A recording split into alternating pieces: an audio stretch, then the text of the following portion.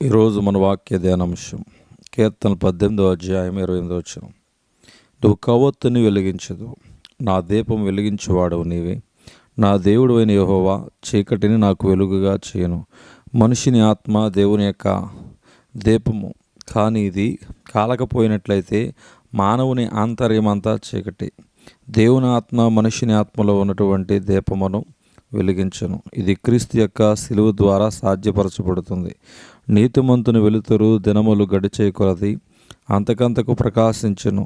మానవుని ఆత్మ వెలిగింపబడి ఆ మంట అంతకంతకు కాంతివంతముగా కాలుచుండగా దేవుడు తన శక్తిని అతనిలోనికి పెట్టును.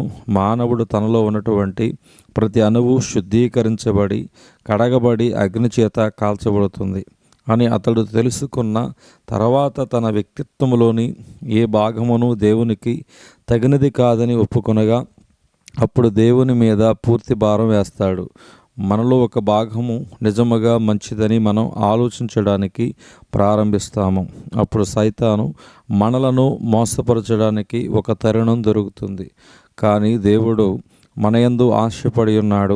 మనం శుద్ధీకరించబడే కొలది దేవుని ప్రేమ చేత మనం నింపబడతాం. దానిని బట్టి మన మాటలకు గొప్ప శక్తి ఇవ్వబడుతుంది. మానవుని మార్చడానికి తగిన గురి పెట్టుకుంటాడు. నీ యందుండే దేవుని వాక్యము విశ్వాసం అనే గుప్పెట్లో పట్టుకుని ఉండగా నీ యందు శక్తి ఉంటుంది. దేవుని వాక్యము నెరుగుటయే శక్తి. నువ్వు దేవుని జ్ఞానముతో నింపుకొని ఉన్నప్పుడు సాతాను నిన్ను మోసం చేయడు. ఒక ఆలయంలో ఉన్నటువంటి సభ్యులందరూ దేవుని వాక్యమును వినేవారైతే ఆ సంఘం శక్తివంతముగా ఉంటుంది. ఒక గృహములోని సభ్యులు చాలామంది దేవుని వాక్యమునందు విశ్వసించినట్లయితే ఆ గృహము చాలా శక్తివంతమైన గృహం అవుతుంది. నువ్వు దేవుని వాక్యము చదివేటప్పుడు దేవుడు నీతో మాట్లాడడానికి, హెచ్చరించడానికి ఒక అవకాశం కొరకు ఎదురు చూస్తున్నాడు. నీ ప్రధానమైన పూచి ఏమనగా మీరు దేవుని వాక్యమును కాపాడుకోవాలి. నువ్వు దేవుని వాక్యం యొక్క శక్తి క్రిందకు ఏమాత్రము వచ్చినావు, నువ్వు రక్షించబడినప్పుడు నువ్వు పరిపూర్ణుడు కాదని చెబుతుంది. నీవు పరిపూర్ణుడుగా చేయబడడానికి రక్షించబడ్డావు. నువ్వు విశ్వాసం ద్వారా శుద్ధీకరించబడి లోకము నుండి విడుదల పొందుతున్నావు.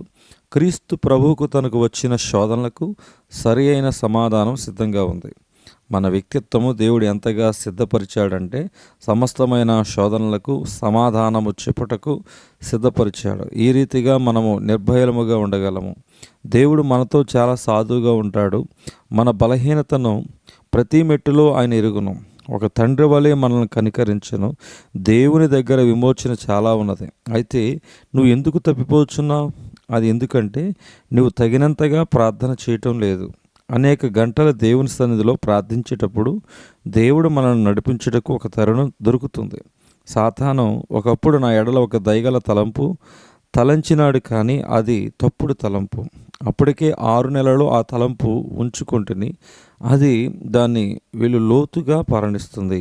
దీర్ఘకాలం నేను దేవునితో గడపవల్లని ప్రయత్నం చేశాను. దేవుడు ఆ తరుణమును వినియోగించుకుని అది తప్పుడు తలంపు, దానిని నాలో నుంచి తీసివేయాలి అని తెలియపరిచాడు. మన వెలుగును అభివృద్ధిపరిచి దాన్ని పరిపూర్ణము చేయ శక్తి గల దేవుడు. దేవుడికి వాక్యం దేవుడు దీవించునుగాక. ఆమేన్.